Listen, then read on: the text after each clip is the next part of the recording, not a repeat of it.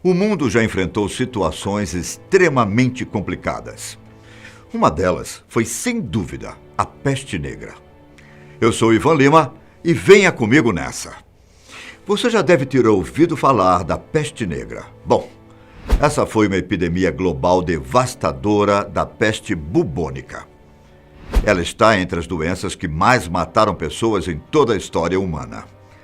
Ela atingiu principalmente o continente europeu e a Ásia a partir de meados dos anos 1300. A praga chegou à Europa em outubro de 1347 por meio de 12 navios do Mar Negro. As embarcações atracaram no porto siciliano de Messina. Muitos não sabiam, mas ali se iniciaria o maior pesadelo dos europeus e também uma das fases mais sombrias que o mundo já enfrentou. As pessoas reunidas nas docas foram logo surpreendidas de uma forma terrível. A maior parte dos marinheiros a bordo dos navios estavam mortos. Os poucos marinheiros que ainda estavam vivos se encontravam em situações de saúde complicadas. Eles estavam gravemente doentes. Aquelas pessoas se encontravam cobertas de furúnculos negros, de onde escorriam pus e sangue o tempo todo. Era uma coisa bastante complicada e um tanto medonha, podemos dizer assim. As autoridades sicilianas ordenaram às pressas que a frota do que chamaram de navios da morte fosse para fora do porto, mas já era tarde demais. Nos anos seguintes, a peste negra matou mais de 20 milhões de pessoas na Europa. Isso era equivalente a quase 1/3 da população do continente. Já pensou como seria viver cara a cara com a morte, vendo seu país sendo devastado pouco a pouco? Bom, isso era algo temido. Mesmo antes dos navios da morte chegarem ao porto de Messina, vários europeus já teriam ouvido os rumores sobre uma grande pestilência. Essa estava traçando um caminho mortal através das rotas comerciais, próximo ao Extremo Oriente. A doença já teria atingido de fato a China, Índia, Pérsia, Síria e Egito, no começo dos anos 1340. Mas os europeus não estavam preparados para encarar a terrível realidade da peste negra. Eles não sabiam o que estava prestes a acontecer com o seu continente inteiro. E, é claro, pessoas próximas a cada um. A doença atingia todos, tanto homens quanto mulheres. E isso foi escrito pelo poeta italiano Giovanni Boccaccio. Segundo ele, no início da doença, certos inchaços, fossem na virilha ou sobre as axilas, aumentavam de tamanho, chegando a medir o de uma maçã, por exemplo. Esses inchaços vinham acompanhados de uma pequena ferida, que parecia um furúnculo. Como falamos antes, sangue e pus saíam com frequência desses inchaços estranhos, que assustavam cada vez mais as pessoas. Os dias passavam e outros sintomas ainda mais desagradáveis surgiam. Febre alta, calafrios, vômitos, diarreia e dores terríveis deixavam as pessoas totalmente desconfortáveis. Pouco tempo depois de todos esses surgirem, vinha então a morte. A peste negra era aterradora e indiscriminadamente contagiosa. As pessoas podiam ser contagiadas com apenas um toque das roupas. Isso segundo Boccaccio. Segundo ele, parecia comunicar a doença ao tocador. Essa doença era também terrivelmente eficiente. As pessoas podiam dormir perfeitamente saudáveis, não sentindo nada, para amanhecerem mortas no dia seguinte.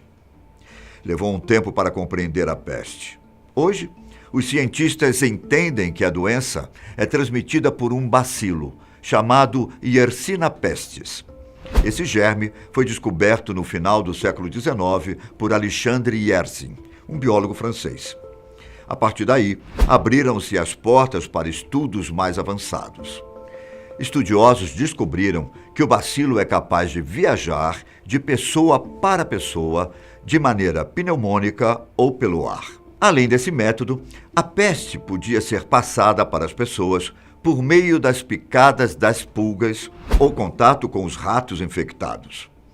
Um pouco depois de atingir Messina, a peste negra se espalhou para o porto de Marselha, na França, e o porto de Tunis, no norte da África.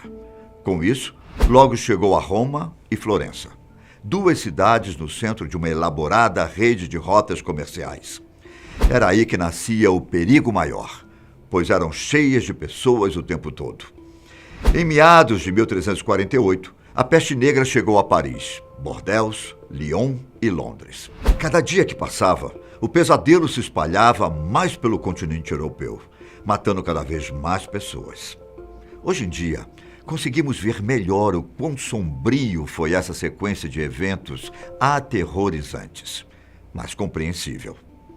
Em meados do século XIV, no entanto, parecia não haver uma explicação racional para isso. Ninguém sabia na época como a peste era transmitida de um infectado para o outro. Com isso, as pessoas ainda não sabiam como prevenir a doença ou como tratá-la, caso já estivessem infectadas. De acordo com um médico, a morte instantânea ocorria quando o espírito aéreo, que escapa dos olhos do homem doente, atingia a pessoa saudável que estava perto e olhando para o doente. Na tentativa de lidar com a peste, os médicos se baseavam em técnicas bastante rudes e nada sofisticadas. Uma dessas técnicas era o derramamento de sangue e fervura, o que é bastante perigoso e nada higiênico. Outra prática comum era alguma envolvendo superstição, como a queima de ervas aromáticas e banhos de água de rosas ou vinagre. Como podemos imaginar, não deram certo. Enquanto isso, em pânico, as pessoas saudáveis faziam o que podiam para evitar qualquer tipo de contato com os doentes, pois já começavam a desconfiar da contaminação por meio do ar. Os médicos da época se recusavam a ver pacientes. Os padres se recusavam a fazer qualquer tipo de manifesto religioso pelos mortos. E os lojistas fechavam suas lojas. Diversas pessoas assustadas começaram a fugir para as cidades no interior. Vendo a quantidade de mortos, podemos perceber que isso não foi tão eficaz. A doença logo atingiu vacas, ovelhas, cabras, porcos e galinhas. Assim, as pessoas nos campos ficaram ainda mais expostas à peste. De fato, diversas ovelhas morreram e uma das maiores consequências da peste negra foi a escassez de lã na Europa. Muitas pessoas desesperadas em busca de salvação até abandonaram seus entes queridos. Foi a época de maior individualismo no continente, pois cada um buscava a sua própria forma de sobreviver. Como muitos não compreendiam a biologia da doença, muitas pessoas acreditavam que tudo aquilo era um tipo de castigo divino, ou seja, Deus estava punindo as pessoas por alguma coisa. Talvez fosse uma ira divina por causa dos pecados como ganância, blasfêmia, heresia, fornicação e mundanismo.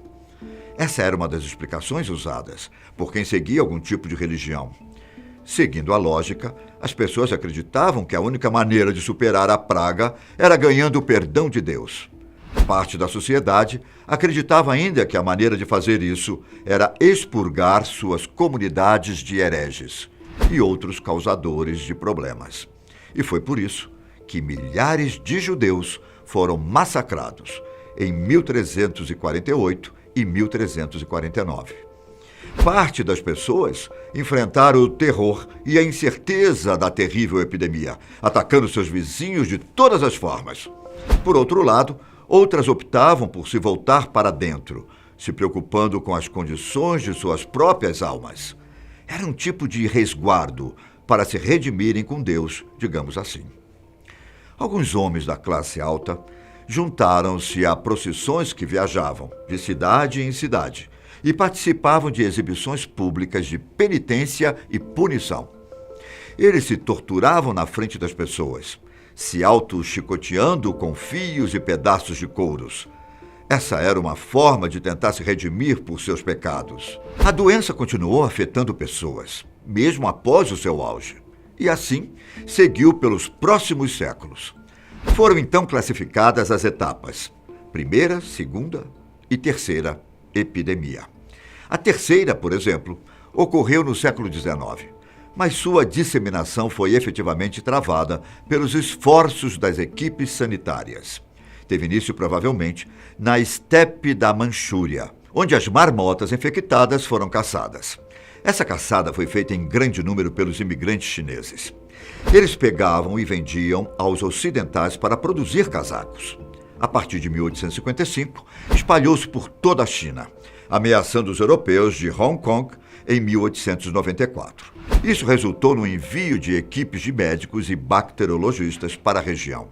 No entanto, foi impossível evitar essa disseminação por navios, para portos em todo o mundo, inclusive na Europa e na Califórnia. O mundo então vivia mais uma vez uma epidemia da peste negra, mas felizmente ela foi contida graças às informações que as pessoas já possuíam a essa altura. Bom, esse foi o nosso vídeo de hoje, caros amigos. Agradeço por sua companhia e fico por aqui. Um forte abraço e até o próximo vídeo. Um grande abraço. Tchau.